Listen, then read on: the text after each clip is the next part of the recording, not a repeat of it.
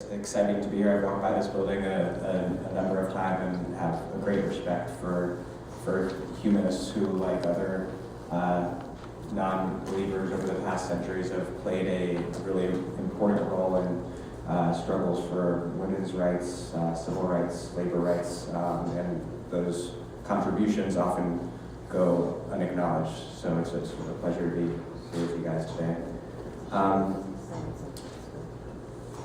So I'm going to talk a little bit about education and starting with the fact that the way we think about education, public education, has changed dramatically, especially over the past decade. Previously, the basic understanding of what was wrong with public education in this country, as understood by many researchers, civil rights activists, and progressives in general, was we had a problem of segregation between wealthy and poor students, between white students and black students, serious funding inequity between rich districts and poor districts, and of course the poverty that an enormous number of American children, including in the worst performing school districts, live with. This has been the basic crux of the matter for a very long time. In the early 20th century, when millions of Black Americans left the Jim Crow South to migrate to cities in the North and Midwest,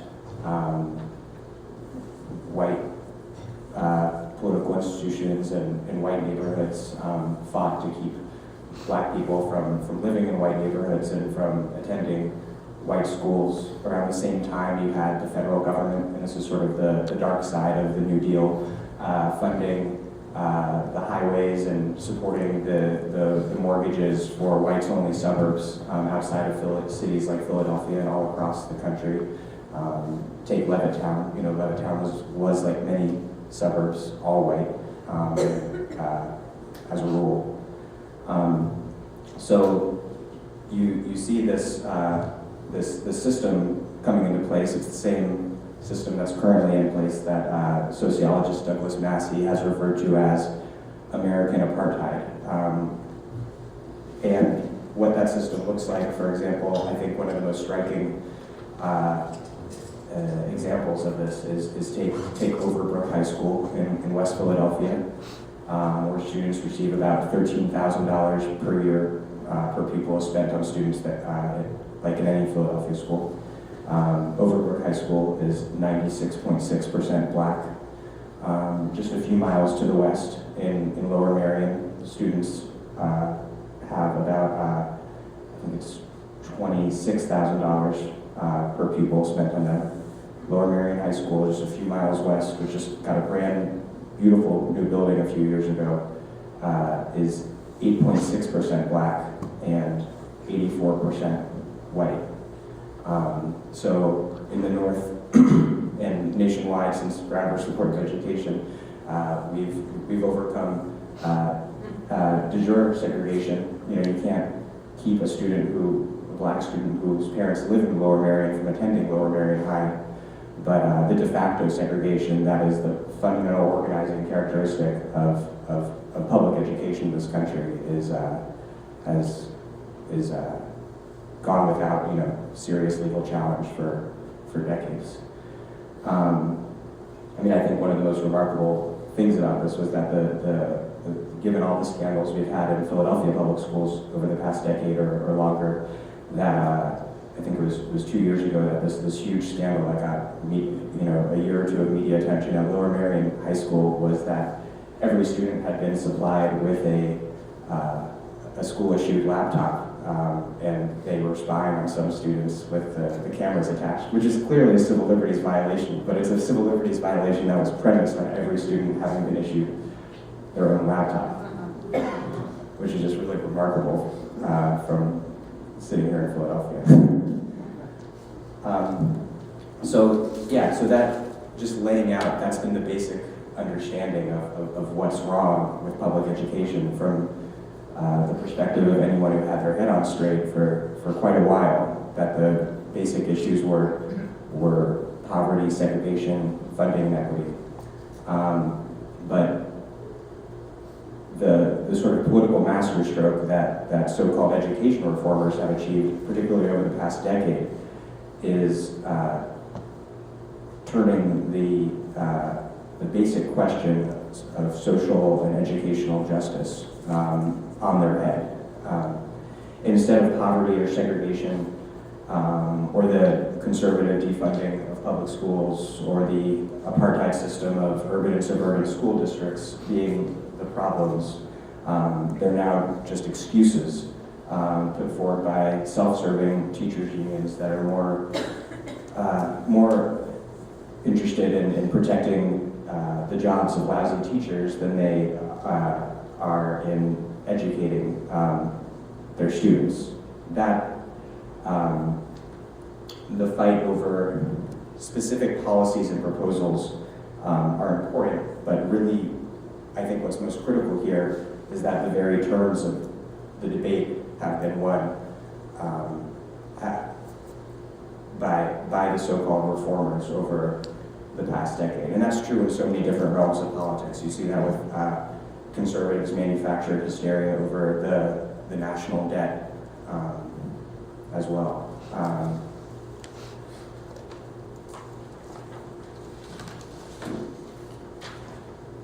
So, this political project has had resounding and bipartisan political success over the past decade, and this change in the terms of the debate from one over inequity and segregation to one of accountability and blaming teachers has offered the political cover for a really novel and widespread experiment in the privatization of public education in the United States. What we've seen is the vast expansion of charter schools, of private management of public schools, and of high stakes testing under both Bush and Obama. This even though charters have been shown to underperform traditional public schools. There are some great charters, and there are some really horrible charters. But as a whole, when you look at the data, it's clear that they're not a solution to those basic problems, those basic and kind of straightforward problems of segregation, inequality, inequity, that anyone who looked at the issue for decades could see were the core problems. You also have dozens of charter schools in the Philadelphia area who have been under federal investigation in the last few years. As in any situation where you put large amounts of public dollars into private hands with little oversight, there's been lots of sketchy real estate deals, self-dealing transactions, and other sorts of financial malfeasance. And so the system of segregation that I was just laying out that we currently have has changed. The contours of it have somewhat changed under the new, accountability regime imposed by corporate education reformers. We still have liberal arts for well-to-do students. If you go to Lower Merion, there's probably great arts and music classes and extracurricular activities and literature classes and a well-stocked library and nurses. And what you have on the other side of the segregated divide is basically a test prep boot camp for the poor. Schools in Philadelphia ever more focused on drilling their students in math and reading. That time, everything else being squeezed out of the curriculum for more and more hours per day, which I hear from teachers in Philadelphia all the time, that they have to spend drilling their students because the message from the top down is that students in the school have to make AYP. AYP has become the thing that has to happen, and harder to quantify educational values don't make the cut. In said, this has been a bipartisan project. Mayor Michael Nutter, who is not the bravest or most courageous person in Philadelphia politics, came out in support of the so-called blueprint for transformation when it was announced last spring. He, had a press conference where he told critics that they needed to grow up and deal with it. But the second that huge protests started forming against the plan, which would have closed dozens of schools, potentially privatized the management of those that remained over in these things called achievement networks, seeing continuing unchecked charter growth, privatize the schools, blue-collar workforce. The second those protests erupted, Nutter sort of disappeared from the scene, and that's where he's been since. You don't hear from Nutter at all. He operates through his appointments on the SRC and through Lori Shore, his forget the name of her position, his director of education or something.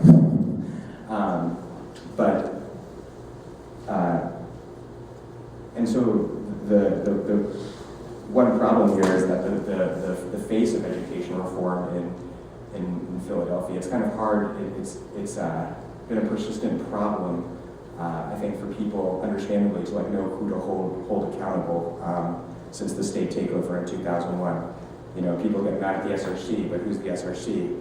Well, it has mayoral and gubernatorial appointments. It has majority gubernatorial appointments, but you don't see Governor Corbett saying anything ever about Philadelphia public schools. I think education is one of many issues where we have to be very careful when we see sort of bipartisan elites working together to do anything in this country.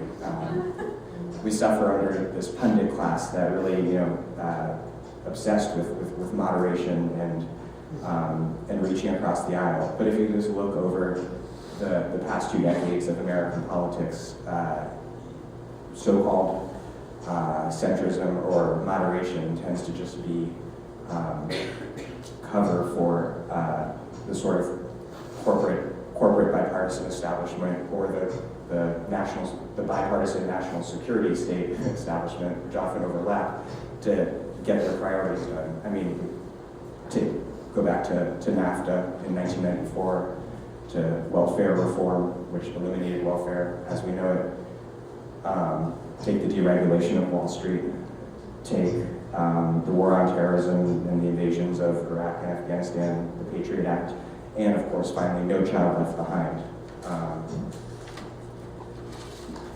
But as I think a lot of people in this room know, and some people in this room are very much involved in, a backlash and a rebellion against the corporate education reform establishment is brewing. Since last spring, when Chief Recovery Officer Thomas Knudsen introduced the blueprint for transformation, all hell broke loose pretty quickly. and since then, things have been moving fast. We've seen the formation of PCAPs, a community alliance that includes teachers, nurses, students.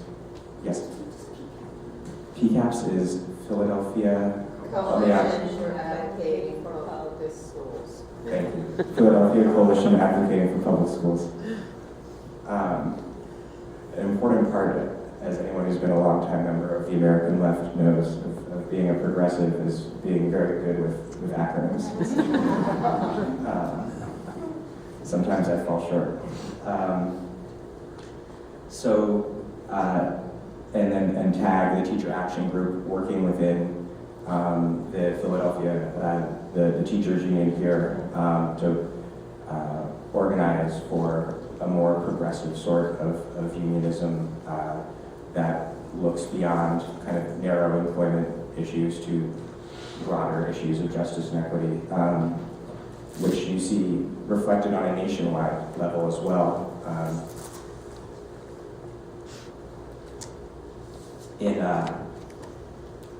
I think one of the most pivotal things that's happened in American education politics recently was the Chicago teachers strike in September, which where a group like HAG basically took over the teachers union in Chicago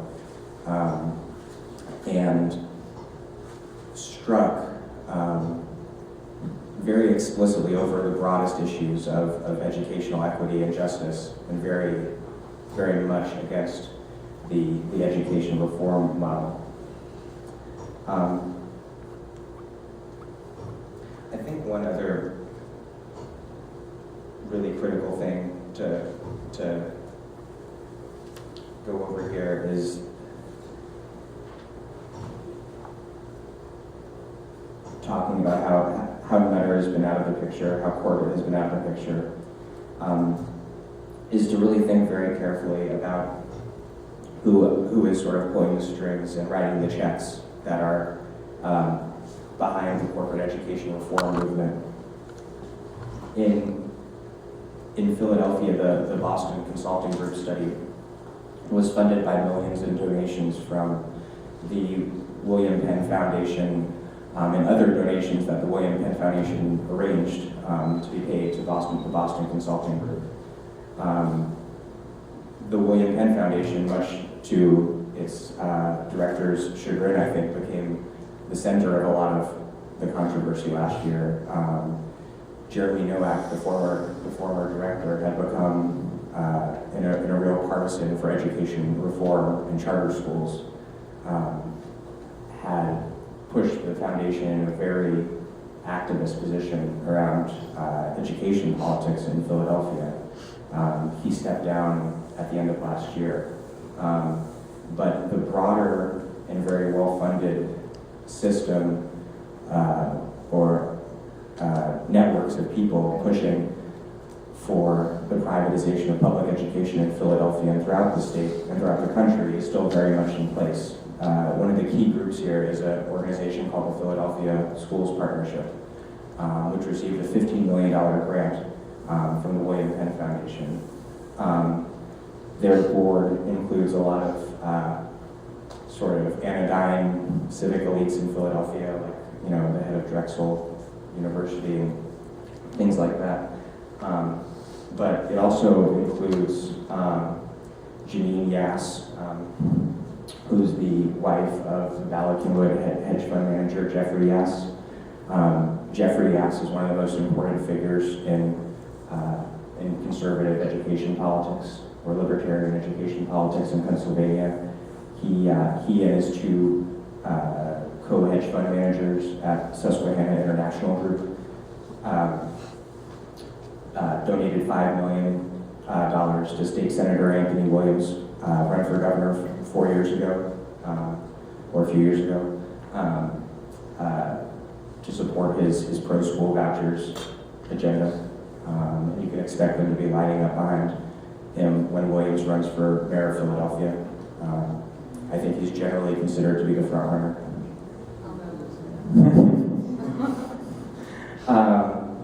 The Philadelphia School Partnership also includes real estate mogul Michael O'Neill on its board.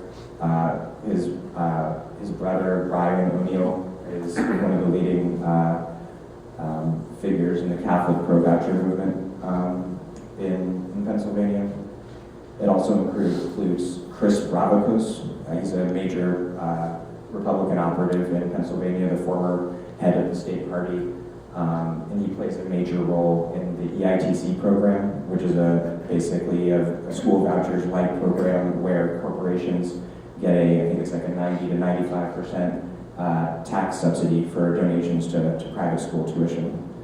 And there was a really great New York Times article last year looking into the ethically questionable practices of groups like that of Bravacos's, who are simultaneously soliciting donations from these corporations and channeling them to private schools of politicians'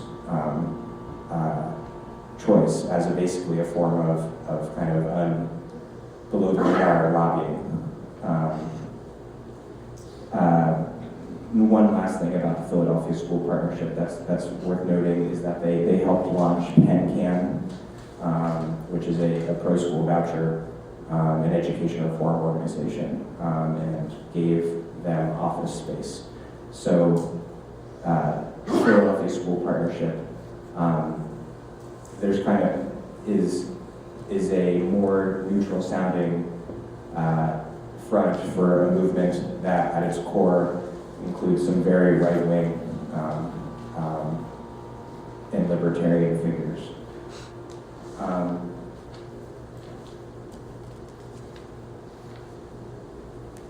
I guess one of the last things I want to touch on is just the importance of state politics here. I think Philadelphia, for a variety of reasons, tends to forget how important Harrisburg is. But I think one can make the case that what happens in Harrisburg is at least as important as what happens in City Hall, if not more important. Harrisburg decides ultimately a big chunk of the education funding we receive. They would decide whether, to what extent a woman can exercise her reproductive health choices. They decide how safe our environment is kept from natural gas drillers. So it's a good thing to keep an eye on. And what's happened in Harrisburg, as a lot of you probably know, is that Corbett has cut $1 billion to public basic and higher education, and has been pushing for the expansion of the EITC program. He's an advocate of school vouchers, which is direct public funding of private school tuition, but has failed to pass that, but has expanded this EITC program, which is really vouchers light in the meantime. Other big issues coming up in state politics. A major priority of the Corbett administration is to create a state authorizer for charter schools. And there's been major resistance to this, but it would be really bad news if it passed. If you think that that the SRC has done a really horrible job regulating charters, I think the state would only do a worse one if it took over the responsibility of authorizing and regulating charters. And they do have a track record for this. These things called cyber charters are already authorized and regulated by the state. They have the worst performance of any schools in the state, worse than traditional public schools, far worse than brick and mortar charters, and have been the subject of numerous investigations by law enforcement. So it would be really terrifying if Governor Corbett was put in charge of regulating charters statewide.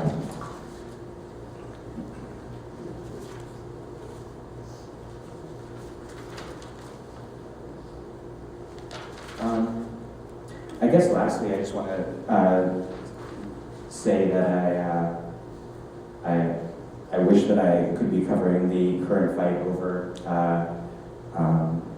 closing Philly schools more closely than I have been. Unfortunately, at City Paper, we are just a 3-person news staff, and I don't often have the luxury to stay full-time on any one beat. So please look out for future work on other issues. I have an investigation of police brutality in the city coming out on Thursday, and some upcoming work on the prison system in Pennsylvania and the Philadelphia court system as well. But we'll keep returning to education and always appreciate the tips and ideas that I get from people around the city, including folks in this room. So, thanks.